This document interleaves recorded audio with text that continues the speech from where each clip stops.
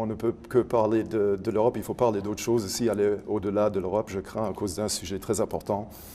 Exactement. Vous avez essayé de sauver à tout prix l'accord iranien. Lors de votre visite à Washington, pourquoi vous n'avez pas réussi? Non, je crois que le plus important, c'est de maintenir la stabilité et la paix au Proche et Moyen-Orient. À Washington, je l'ai d'ailleurs dit, j'avais compris que le président Trump voulait sortir de l'accord nucléaire de juillet 2015. Je regrette la décision du président américain.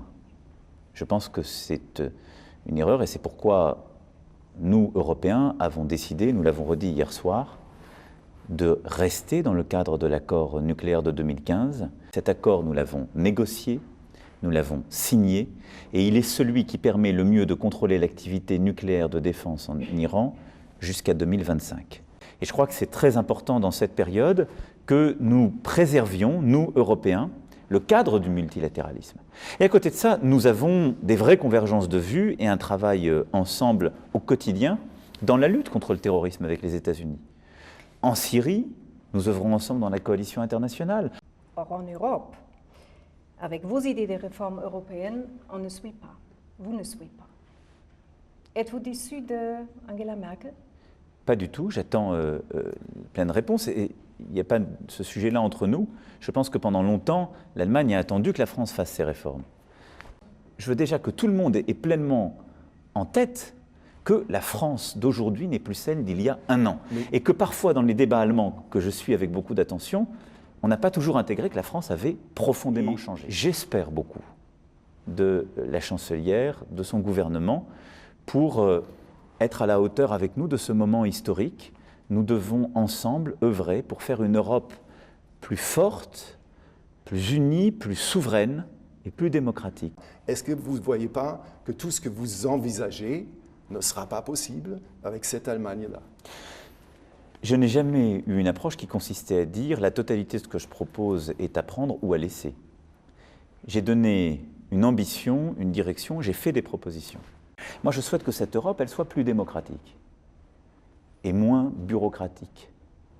Je souhaite que cette Europe, elle soit plus unie sur l'essentiel et donc qu'elle puisse mieux se protéger face à ces grands risques. Nous avons eu une division entre l'Europe du Nord et l'Europe du Sud à cause de la crise financière puis économique.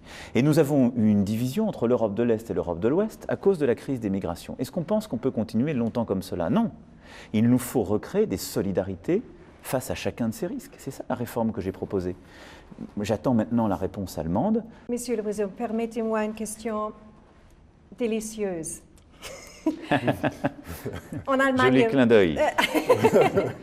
Un an président, êtes-vous encore ce super-héros?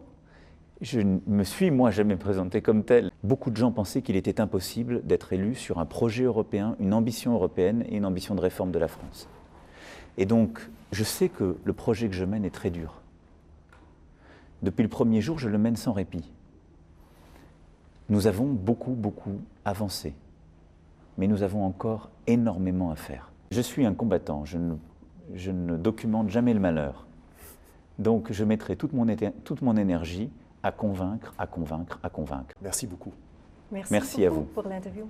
Merci beaucoup. Merci madame, merci monsieur. Merci.